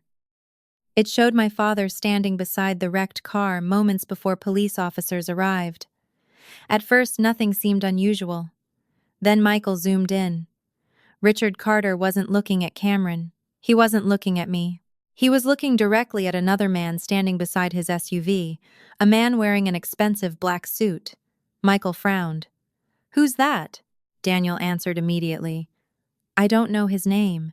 He paused before adding the sentence that changed everything again. "But he wasn't there by accident." "What do you mean?" Daniel leaned forward. "When your father threatened me." He kept saying the same thing. I felt my stomach tighten. "What did he say?" Daniel looked directly into my eyes. "If Atlas falls, none of us survive." The room went silent. Atlas again. The mysterious project had just appeared at the accident scene 5 years before anyone knew it existed. This was never just about Cameron. Never just about me. Never just about one terrible night on a rainy highway. My accident had been connected to something much larger from the very beginning. Before any of us could process what we had just learned, Detective Harris's phone rang. He answered immediately. His expression changed within seconds. "Repeat that." He listened silently before ending the call. Michael stood. "What happened?" Harris looked around the room before speaking. "Richard Carter never went home after leaving the board meeting." My heart skipped. "Where is he?" The detective answered in a voice so quiet it barely sounded real. "Someone just broke into Carter Development Group's headquarters." He paused. "The security guard is dead, and every file connected to Project Atlas has disappeared." The moment Detective Harris finished speaking, the room fell silent. A security guard was dead. Project Atlas had vanished. Daniel Brooks lowered his head and whispered, "He's doing it again." I looked at him. "Doing what?" Daniel slowly rubbed his trembling hands together, cleaning up loose ends. No one answered. No one needed to. For the first time since the investigation reopened, the truth wasn't simply uncovering old lies, it was creating new victims. Detective Harris received another message and immediately looked at Michael. "Every entrance to Carter Development Group has been sealed. Crime scene investigators are already inside." Michael frowned. "Any sign of Richard?" Harris shook his head. "His phone was switched off 22 minutes ago. His vehicle was found abandoned 3 blocks away." I stared at the photograph of my father on the conference table. 5 years earlier, he had protected Cameron by sacrificing me. Now he was willing to destroy his own company to protect himself. That wasn't desperation anymore. That was survival. Daniel suddenly stood up. "I have to leave." Detective Harris blocked the doorway. "Absolutely not. If Richard knows I'm alive, he'll come for me." His voice cracked. "He always finishes what he starts." I rolled my wheelchair closer until I was directly in front of him. "Daniel, look at me." He slowly lifted his eyes. "You've spent 5 years hiding because you thought you were alone." I paused. "You're not alone anymore."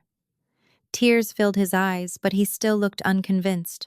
Michael stepped forward. "From this moment on, you're under protective custody." Daniel laughed bitterly.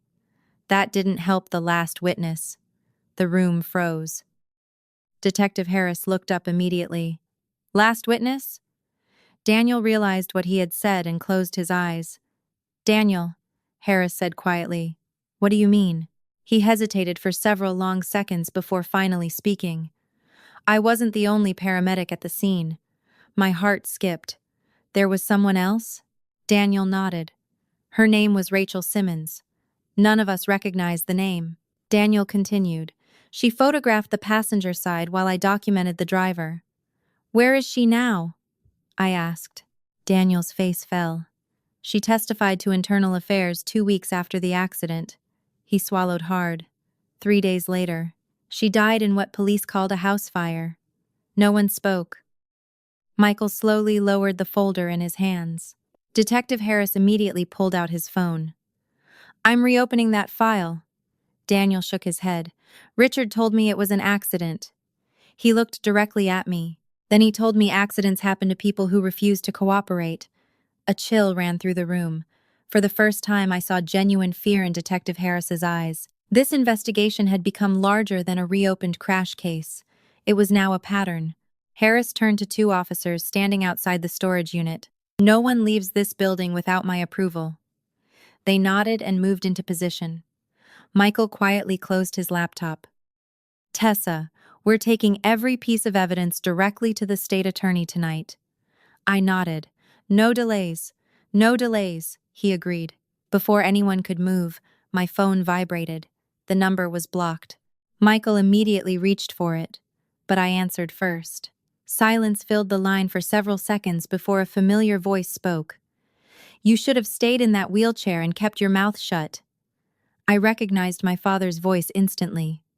Calm, controlled, almost gentle. Richard, I said quietly, refusing to call him Dad. He ignored my words. You think you're winning because you've collected a few photographs. He chuckled softly. You still don't understand what you're fighting. No, I replied. I finally do. Another pause. Walk away now, he said. I'll forget this ever happened. I looked around the room. Daniel, Michael, Detective Harris. 3 people whose lives had already been changed by one man's lies. You asked me to spend 5 years apologizing for a crime I didn't commit. My voice remained steady. I'm done apologizing. Richard's tone became colder. Then the next funeral won't be an accident. The line went dead. No one in the room had spoken, but everyone had heard enough from my expression to know exactly what kind of threat had just been made. Detective Harris immediately signaled another officer. Trace the call. Michael took the phone from my hand and saved the recording. Daniel sat down slowly, staring at the floor. He never threatens people unless he's already losing. I looked toward the dark window of the storage unit. For the first time since this nightmare began, I wasn't afraid of what my father might do next. I was afraid of what he had already done that no one had discovered yet. And somewhere in Chicago, Richard Carter was no longer trying to protect his reputation. He was preparing for his final move. Richard Carter's phone call changed everything. Until that moment, this investigation had been about proving my innocence. Now it had become a race to stop a desperate man from destroying every witness standing between him and prison. Detective Harris immediately placed Daniel Brooks under 24-hour police protection, while Michael transferred every photograph, audio recording, financial document, and dashboard video onto 3 encrypted drives. 1 copy stayed with us. 1 went directly to the state attorney's office. The 3rd was uploaded into a secure federal evidence vault. For the first time in 5 years, my father could no longer erase the truth by destroying a single file. Every piece of evidence now existed in multiple places beyond his reach. That realization gave me something I hadn't felt since before the accident. Hope. But hope didn't last long. At 8 o'clock the following morning, Michael walked into my apartment holding a newspaper. Richard Carter had scheduled a live press conference for noon. The headline covered the entire front page, Carter family to address false accusations. I looked at Michael. He's going to deny everything. Michael nodded. He's not trying to convince the police. Then who? The jury he'll eventually face. Richard understood something most wealthy businessmen never forgot. Public opinion mattered. If he could convince enough people that I was an unstable woman chasing revenge, every future witness would be questioned before they ever entered a courtroom. By noon, every major news network in Chicago was broadcasting live from Carter Development Group headquarters.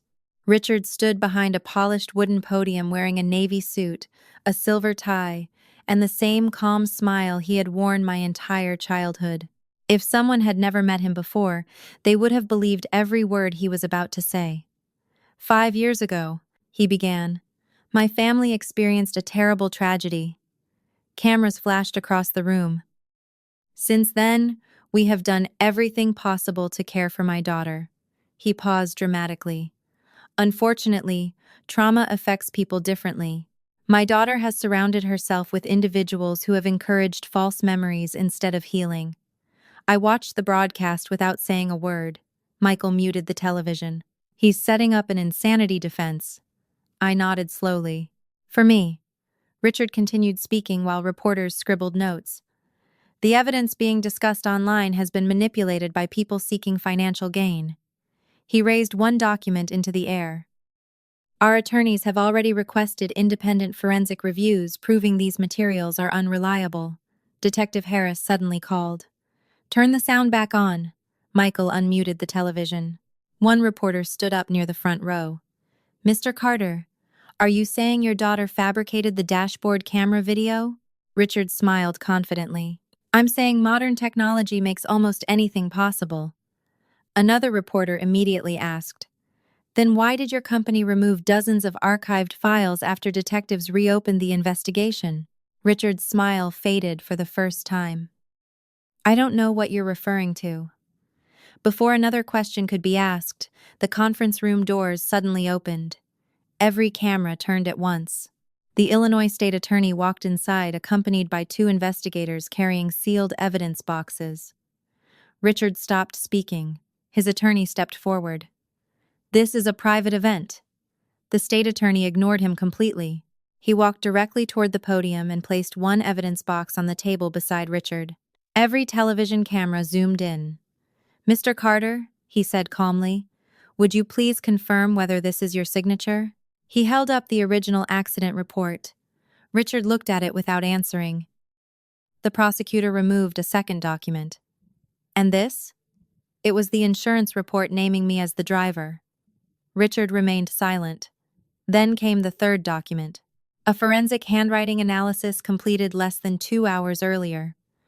According to 3 independent experts, the prosecutor announced clearly enough for every microphone to capture. One of these documents contains a forged signature. Reporters erupted into shouting. Camera flashes exploded across the room. Richard looked at his attorneys. None of them spoke. They had just realized the prosecution wasn't relying on old evidence anymore. They had fresh forensic proof completed only hours earlier. The state attorney calmly continued. Additionally, this office has authenticated the dashboard camera footage recovered during the reopened investigation. Richard's face lost all color. Impossible, he whispered. Digital authentication confirms the recording has never been altered. The prosecutor paused before delivering the sentence that silenced every person in the building. The video clearly shows Cameron Carter operating the vehicle before the collision. Gasps echoed across the conference room. One reporter stood up. Mr. Carter, did you knowingly accuse your own daughter of a crime committed by your son? Richard opened his mouth, but no words came out. Another reporter shouted, did you falsify police evidence? Another, did you commit insurance fraud? Another, did your company finance a campaign to destroy your daughter's credibility? Questions came from every direction until security could no longer control the room. Richard stepped away from the podium. For the first time in his life, he looked like a man who understood he could no longer talk his way out of the truth. Back in my apartment, I quietly turned off the television. Michael looked at me. You just won the court of public opinion. I shook my head. No. He frowned. What do you mean? I looked out the window. Public opinion didn't spend 5 years in a wheelchair believing I deserved it. I picked up my coat. I don't want headlines anymore. Then what do you want? I answered without hesitation. I want a jury to hear every word my father forced me to live with for 5 years. At that exact moment, Detective Harris called again. His voice sounded calmer than it had in days. Miss Carter, the judge has approved it. Approved what? He smiled through the phone. Your father's criminal hearing has been moved forward. I closed my eyes. After 5 years of lies, the Carter family was finally going to face the truth, where they could no longer buy it, hide it, or rewrite it. In a courtroom, under oath, with every surviving witness ready to testify, the courthouse was already surrounded by reporters before sunrise. Satellite trucks lined both sides of the street, while hundreds of people gathered behind police barricades, hoping to witness the fall of one of Chicago's most respected families. For decades, the Carter name had represented wealth, influence, and success. Now it represented something entirely different: betrayal, fraud, lies. As Michael pushed my wheelchair toward the courthouse entrance, camera flashes exploded from every direction. Reporters shouted questions faster than I could hear them. Miss Carter, do you believe your father will be convicted? Did your mother know the truth? Will Cameron testify against the family? I didn't answer a single question. 5 years earlier, those same cameras had recorded my family calling me irresponsible. Today, they could wait until the courtroom heard the truth first. Inside, security officers escorted us into the main courtroom. Every seat in the public gallery had already been filled. Journalists, attorneys, business executives, former Carter employees, and ordinary citizens sat shoulder to shoulder waiting for the hearing to begin. Across the room, I finally saw my family again. Richard Carter looked older than I remembered. Only 12 days had passed since Cameron's engagement party, yet his hair seemed grayer, and the confidence that had once filled every room had almost disappeared. Linda sat beside him wearing a dark gray suit, her hands trembling as she clutched a handkerchief. Cameron looked exhausted. Dark circles hung beneath his eyes, and for the first time in his life he avoided looking directly at me. The judge entered, and the courtroom immediately rose. After everyone sat down again, the prosecutor stood and calmly addressed the court. Your Honor, the state intends to prove that Richard Carter deliberately concealed evidence, falsified official documents, committed insurance fraud, intimidated witnesses, and knowingly accused his own daughter of causing a collision she did not create. Every word echoed through the silent courtroom. Richard's attorney immediately stood. The defense maintains that these accusations are based on emotionally manipulated evidence presented by a family member with documented memory loss following severe trauma. I had expected that argument. Michael leaned toward me and whispered, "They're attacking credibility because they can't attack the evidence." I nodded slightly. The prosecutor called the first witness, Daniel Brooks. The former paramedic walked slowly toward the witness stand, his hands still shaking slightly as he took the oath. 5 years of fear were visible in every step. The prosecutor began gently. Mr. Brooks, were you the first emergency responder to arrive at the collision involving Miss Carter? Yes. What did you observe? Daniel took a deep breath before answering. When I reached the vehicle, Cameron Carter was in the driver's seat. A wave of whispers spread through the courtroom. Richard closed his eyes. Cameron stared at the defense table without moving. Daniel continued describing everything he had witnessed that night, including Richard's offer of $500,000 and the threats against his family. When the prosecutor finished, the defense attorney stood for cross-examination. Mr. Brooks, you disappeared for 5 years, correct? Yes. You never contacted police? No. You accepted money from Mr. Carter? Daniel lowered his head. Yes. The attorney smiled confidently. So, by your own admission, you accepted a bribe and hid from law enforcement for 5 years. Why should anyone believe you now? The courtroom became silent. Daniel looked toward me for only a second before turning back to the jury. Because every day I remained silent. His voice cracked. Bored. An innocent woman continued believing she deserved to spend the rest of her life in a wheelchair because of a crime she never committed. Not a single person moved. Even the defense attorney hesitated before returning to his seat. The prosecutor immediately called the next witness. The digital forensic specialist authenticated the dashboard camera footage. Then came the handwriting expert, who proved 2 accident reports had been created and 1 had been deliberately altered after the crash. Finally, Michael Bennett testified about the financial records, the shell companies, and the coordinated online campaign designed to destroy my credibility before the investigation reopened. Each witness added another piece until the entire picture became impossible to deny. During a short recess, I remained seated near the courtroom window while everyone else stepped into the hallway. A quiet voice behind me whispered, "Tessa." I turned slowly. My mother stood only a few feet away. She looked smaller than I had ever seen her.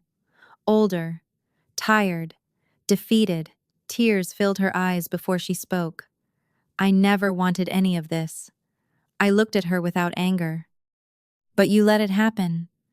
She covered her mouth as tears rolled down her cheeks.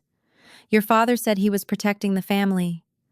Which family? I asked quietly. She couldn't answer. Instead, she reached into her handbag and removed a small white envelope. I've carried this for 5 years. My heart began beating faster. What is it? She handed it to me with trembling hands. Inside was a folded letter written in her own handwriting. The date at the top matched the morning after the accident. I unfolded it carefully. Every sentence described exactly what had happened that night. Richard moving me into the driver's seat. Cameron begging his father not to let him go to prison. Linda admitting she had signed false insurance paperwork because she was too afraid to stop Richard. At the bottom of the final page was one heartbreaking sentence. If Tessa ever learns the truth, tell her I chose fear instead of being her mother. My vision blurred with tears. I looked up slowly. Why didn't you give this to the police? Linda broke down completely. Because I was a coward. Before I could answer, court security announced that the hearing was resuming. My mother wiped her tears, straightened her jacket, and quietly said something I never expected to hear. I'm done protecting him. She turned and walked back toward the witness stand before either attorney called her name. Richard watched her in confusion as she requested permission to testify. His face changed instantly. For the first time since this nightmare began, my father looked genuinely afraid. He understood exactly what was about to happen. The one person who had spent 5 years helping him hide the truth was about to tell it under oath, and no amount of money, power, or influence could stop her now. My mother walked to the witness stand like a woman carrying 5 years of stolen truth on her back. Every step seemed to cost her something. Richard stared at her from the defense table, his face frozen between disbelief and rage, because men like my father never imagined betrayal could come from the people they had trained to obey. Linda Carter had spent most of her life standing beside him at charity dinners, business galas, family portraits, and press conferences.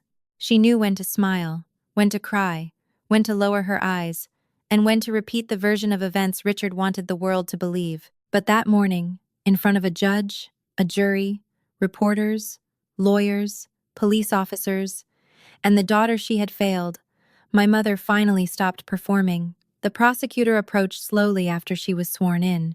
Mrs. Carter, are you testifying voluntarily? Linda nodded. Yes. Her voice trembled, but she did not look away. Has anyone threatened you or promised you anything in exchange for your testimony? No. Richard leaned toward his attorney and whispered sharply, but his attorney only shook his head. There was nothing to object to yet. The prosecutor placed the handwritten letter on the evidence table. Did you write this document? My mother closed her eyes for 1 second. Yes. When? The morning after the accident. The courtroom became so quiet I could hear the soft hum of the ceiling lights. Why did you write it? Linda looked toward me. Not at Richard. Not at Cameron. At me. Because I knew one day I would be too afraid to speak, and I wanted some part of me to tell the truth. My throat tightened. For 5 years I had wanted my mother to choose me. Not perfectly. Not loudly. Just once. I had imagined that if the truth ever came out, she would deny everything, hide behind Richard, or cry until someone felt sorry for her. I never imagined she had written the truth down the morning after it happened, and then buried it inside her handbag like a confession she was too cowardly to deliver. The prosecutor asked her to describe the night of the crash. Linda's hands shook as she spoke. Cameron called Richard first. Not the police. Not an ambulance. Richard woke me up and told me there had been an accident. When we arrived, Cameron was bleeding from his face, but he was awake. Tessa was unconscious on the passenger side. She wasn't moving. A sob broke through her voice. I told Richard to call 911. He told me to be quiet. Cameron lowered his head. Richard stared straight forward. What happened next? The prosecutor asked. Linda pressed the handkerchief against her mouth before forcing herself to continue. Richard said Cameron couldn't survive a felony charge. He said the company couldn't survive it. He said the family couldn't survive it. Then he ordered Cameron to move Tessa into the driver's seat. Gasps spread through the courtroom. The judge struck the gavel once. Linda kept speaking. I told him no. I said she was hurt. I said we needed to help her. He looked at me and said, "If our son goes to prison, everything we built dies tonight." She looked at me again, tears streaming down her face. And I chose fear. The words hit harder than any accusation. Not because they excused her. They didn't. But because they were finally honest. The prosecutor continued. Did you sign false paperwork after the accident? Yes. Did you know those documents blamed your daughter for a crash she did not cause? Yes. Did you allow your daughter to believe she caused her own paralysis for 5 years? Linda could barely breathe. Yes. The courtroom went still. My mother bent forward slightly as if the word had physically wounded her. Richard suddenly stood. Enough. His attorney grabbed his sleeve. Sit down. Richard shook him off. She's lying. The judge's voice cut across the room. Mr. Carter, sit down now. Richard pointed at my mother. You were there. You agreed. Linda turned toward him slowly. Something changed in her face. The fear didn't disappear, but it no longer controlled her. I agreed because I was afraid of you. Richard laughed bitterly. You enjoyed the life I gave you. Yes, she whispered. And I sold my daughter to keep it. No one moved. No one spoke. Even Richard seemed struck silent by the ugliness of that truth. Linda looked at the jury. I let him tell the world Tessa was unstable. I let him tell people she was reckless. I watched her cry in hospital rooms. I watched her apologize to us. I watched her hate herself for something Cameron did. Her voice broke. And every time I wanted to tell the truth, Richard reminded me what would happen if the family collapsed. He said Tessa was already damaged, but Cameron still had a future. I felt Michael's hand gently touch my shoulder. I had heard cruel things before. I had survived cruel things, but that sentence opened something raw inside me. Tessa was already damaged, but Cameron still had a future. That was the equation my parents had used to decide my life. One child broken beyond usefulness. One child worth saving. Linda wiped her tears. I am not asking my daughter to forgive me. I don't deserve that. I am only here because I will not let Richard Carter use my silence one more time. The prosecutor quietly thanked her and returned to his table. Richard's defense attorney rose for cross-examination, but everyone could see he no longer had a case. Still, he tried. Mrs. Carter, isn't it true that you are testifying today because you are afraid of being prosecuted yourself? Linda nodded. Yes. The attorney paused, surprised by her honesty. So you are trying to save yourself? No, she answered. If I were trying to save myself, I would have stayed quiet for another 5 years. The defense attorney had no answer. After Linda stepped down, Cameron was called next. He walked to the stand like a man heading toward his own execution. His face was pale, his hands unsteady. Under questioning, he admitted he had been drinking that night. He admitted he had taken the keys from me. He admitted he had been behind the wheel when the car spun out. But when the prosecutor asked whether he had helped move my unconscious body into the driver's seat, Cameron began crying. Dad told me to, he whispered. He said it was the only way. I looked at my brother and felt something I didn't expect. Not forgiveness, not pity, something colder, final understanding. Cameron had not been a monster born without conscience. He had been a weak man protected too many times by a stronger monster, and every time he escaped consequence, he became more willing to destroy someone else. The prosecutor ended with one question. Mr. Carter, did your sister cause the accident that left her paralyzed? Cameron covered his face with both hands. No. The single word moved through the courtroom like a wave. No. 5 years late. 5 years too late. But finally spoken where everyone could hear it. The judge called a recess immediately afterward, but no one rushed to leave. Reporters sat frozen. Jurors wiped their eyes. Even police officers stood quietly along the wall. I remained in my wheelchair, staring at the empty witness stand. Michael leaned down. You okay? I didn't answer right away. For 5 years, I had imagined this moment. I thought the truth would make me feel free instantly. Instead, I felt exhausted, hollow. as if the lie had been holding up part of my life, and now that it had collapsed, I had to learn how to stand emotionally even though my legs never would. Across the courtroom, Richard sat alone at the defense table. Linda would not look at him. Cameron would not look at him. His lawyers whispered frantically, but Richard seemed not to hear them. For the first time in my life, my father had no one left to hide behind. When court resumed, the prosecutor requested immediate remand based on witness intimidation, evidence tampering, flight risk, and the newly confirmed confession from both Linda and Cameron. Richard's attorney objected, but the judge did not take long. Given the severity of the allegations, the evidence presented, and the defendants demonstrated access to financial and personal influence, the court finds sufficient cause to revoke conditional release. Richard's face changed. What? The judge continued. Richard Carter will be remanded into custody pending trial. The sound that followed was small but unforgettable. The metallic click of handcuffs closing around my father's wrists. The same man who once told me I would be nothing without his money was now being led away with nothing but his name, and even that no longer meant what it used to. As officers guided him past me, he stopped for one final second. His eyes were full of hatred, but beneath it I saw something else. Defeat. You destroyed this family, he whispered. I looked up at him calmly. No, Richard. I just stopped carrying the lie that held it together. His face tightened, but the officers moved him forward before he could answer.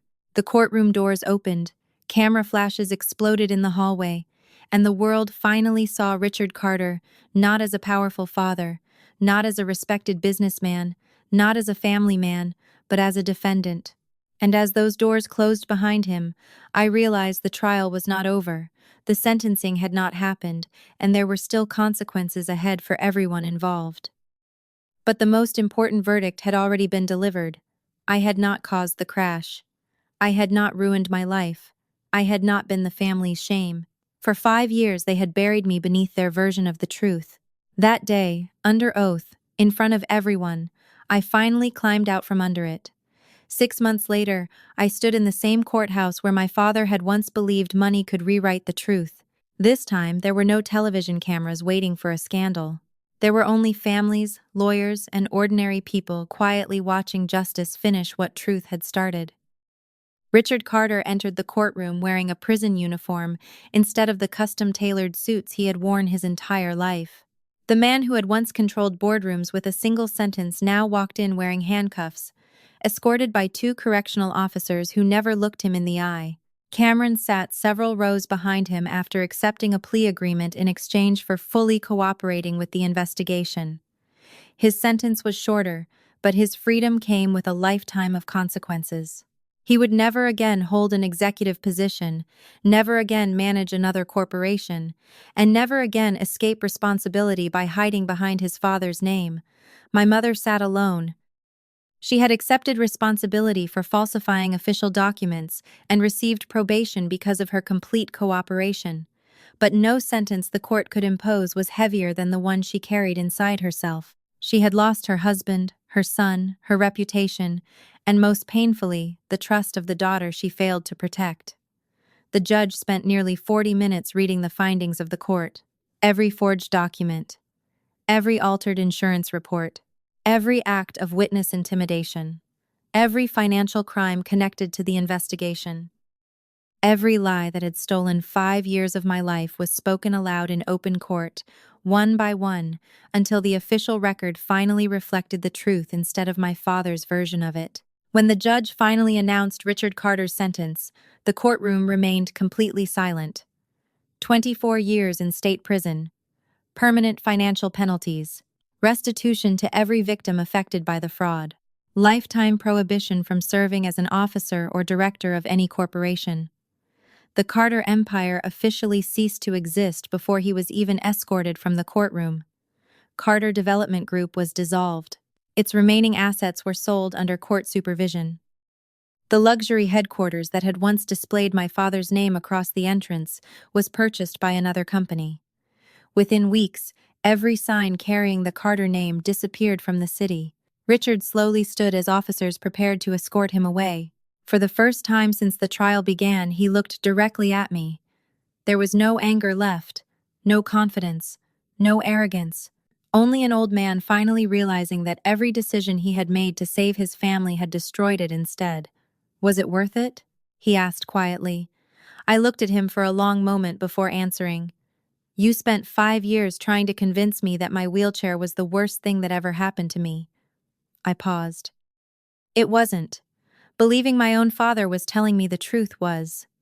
Richard lowered his head. He wanted to say something else, but the officers gently guided him toward the exit. He never looked back. Cameron stopped beside me before leaving the courtroom. Tears filled his eyes. I'm sorry. It was the apology I had imagined hearing for 5 years.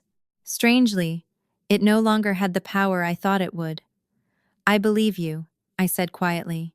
Hope briefly appeared in his face before I continued. But believing you doesn't erase what you did. He nodded once. I know. Then he walked away without another word. It was the last time I ever saw my brother. A year later, the city looked completely different to me. Not because the streets had changed, but because I had finally stopped seeing them through guilt that never belonged to me. The building my father once tried to use to control me became the headquarters of the Tessa Carter Foundation, an organization providing legal assistance, rehabilitation grants, and emergency housing for people with disabilities who had been abandoned, manipulated, or financially exploited by their own families. Every office in that building represented something my father never understood. Real strength isn't measured by how many people obey you. It's measured by how many people stand because you help them rise. Daniel Brooks returned to emergency medicine after receiving a public apology from the city and full reinstatement of his professional license. Detective Harris was promoted after the investigation exposed one of the largest evidence cover-ups in state history. Michael Bennett refused every television interview offered to him. When reporters asked why, he smiled and answered with the same sentence every time. This story was never about the lawyer. It was about a woman who finally believed herself. My mother wrote to me every month. Sometimes the letters were only 1 page. Sometimes they were 20. I read every single one. I answered none of them. Not because I hated her. Because healing and reconciliation are not the same thing.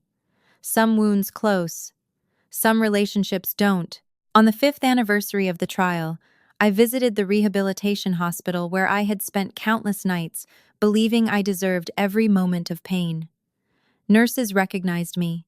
Patients smiled as I rolled through the therapy room. One young woman, newly injured and terrified of what her future might become, quietly asked me, "Does it ever stop hurting?" I smiled and looked at the sunlight pouring through the windows. "The pain doesn't disappear overnight," I answered honestly. "But one day you realize it no longer decides who you are."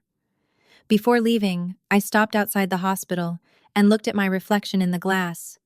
5 years earlier, I had seen a broken daughter. Then I saw a victim.